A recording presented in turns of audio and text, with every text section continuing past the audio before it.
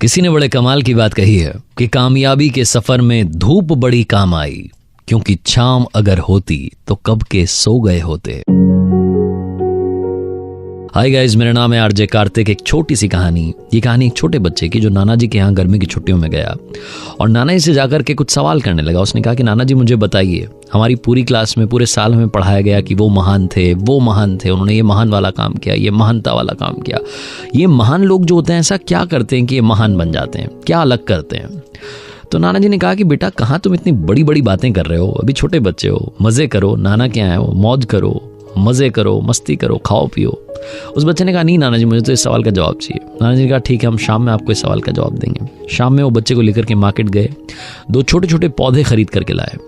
एक पौधे को एक गमले में लगा दिया और दूसरे पौधे को घर के बाहर आंगन में लगा दिया। फिर उस बच्चे से पूछा कि बेटा आप एक बात बताओ, आपके हिसाब से कौन सा पौधा बड़ा होकर के कमाल करेगा?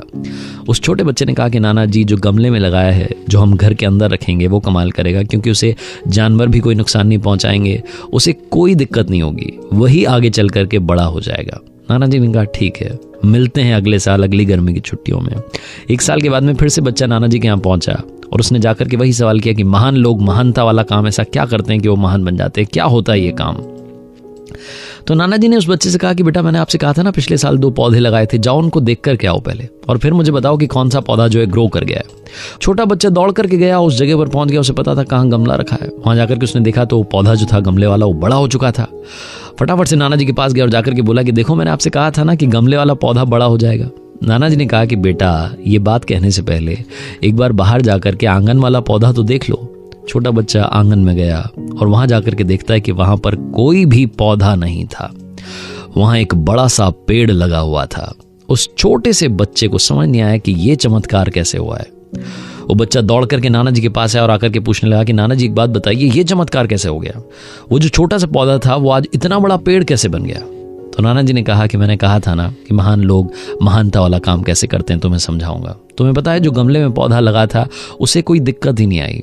उसके साथ सबसे बड़ी समस्या ये रही कि उसकी लाइफ में कोई समस्या नहीं आई। वो घर के अंदर रहा, उसको समय समय पर पानी दे दिया गया, उसको किसी भी परेशानी का, आंधी का, तेज हवा का सामना नहीं करना पड़ा, सब कुछ अच्छा चलता रहा और आज वो इतना ही बड़ा हो पाया। लेकिन जो आंगन में पौधा लगा था उसे उसके हाल पर छोड़ दिया गया। तेज बारिश का उसने सामना किया, तेज हवा का, आंधी का उसने सामना किया और आज उसी का कमाल है कि वो पौधा इतना बड़ा पेड़ बन चुका है। छोटी सी कहानी बहुत बड़ी बात सिखाती है। लाइफ में महान लोग महानता वाला काम इस तरीके से करते हैं कि वो परेशानियों का डट करके सामना करते हैं, उनसे मुंह छुपा करके भागते नहीं, उनसे कन्नी नहीं काटते हैं। अगर आप लाइफ में वाकई में कुछ अचीव करना चाहते हैं और आपको लगता है कि आपके रास्ते में बड़ी सारी परेशानियां आ रही हैं, बड़ी सारी प्रॉब्लम्स आ रही हैं, तो घबराइएगा मत। ये यकीन मानिए कि आप जिस रास्ते पर चल रहे हैं वो सही रास्ता है, क्योंकि जिस भी रास्ते पर बड़ी मंजिल होती है बड़ी बड़ी समस्याएं खड़ी होती हैं।